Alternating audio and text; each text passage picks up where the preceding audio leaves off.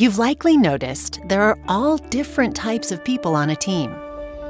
Different personalities, interests, skills, different ways of seeing the world.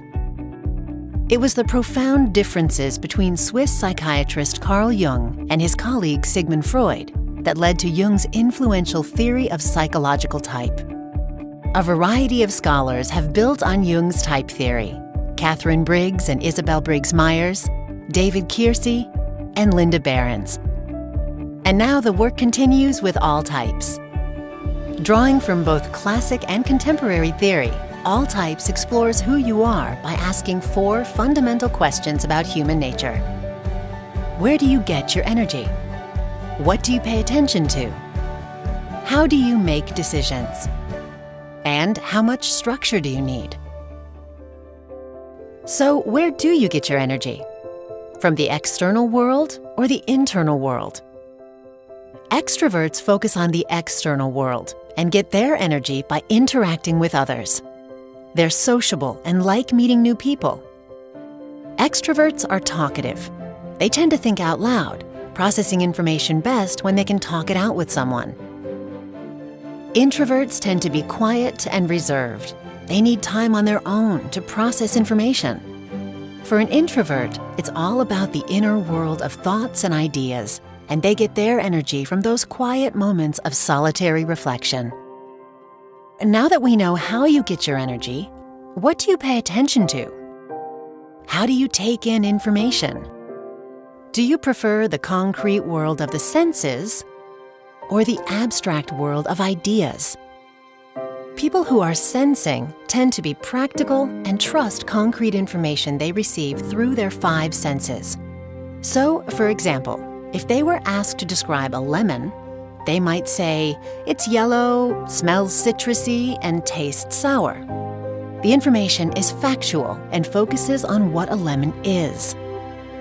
People with an intuiting preference see things a bit differently. They tend to focus on what could be. They don't see a lemon.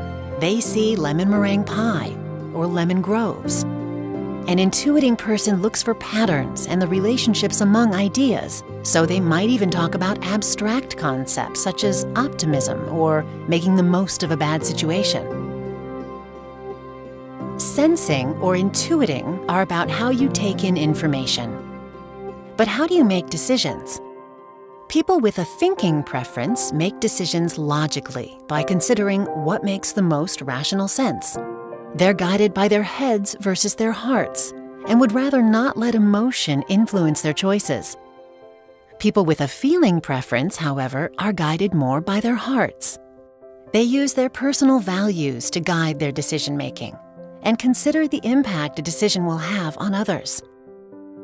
And finally, there's the question of how much structure you need. People with a judging preference like the world to be structured and organized. They prefer to make decisions as soon as possible and move toward closure. People with a perceiving preference would much rather keep their options open so they can jump on new opportunities. They're adaptable and spontaneous. Schedules and structure make them twitch. These are 4 fundamental dimensions of human nature, divided into 8 preferences. But just because these preferences are on opposite sides of a continuum doesn't mean people are either one or the other. So the question isn't which one am I, but which one is more comfortable. And if you look along the continuum, you're going to have a range of comfort. That being said, everyone has a natural preference for one side of the continuum, even if that preference is only slight. And these 4 preferences combine to create your type code, a personality blueprint. There are 16 possible types, and all of them are equally valuable, because a successful team depends on the unique perspectives and strengths of each team member. Each type contributes something unique. Each type contributes something valuable. But more importantly, all types helps team members understand and value each other. After all, a team takes all types.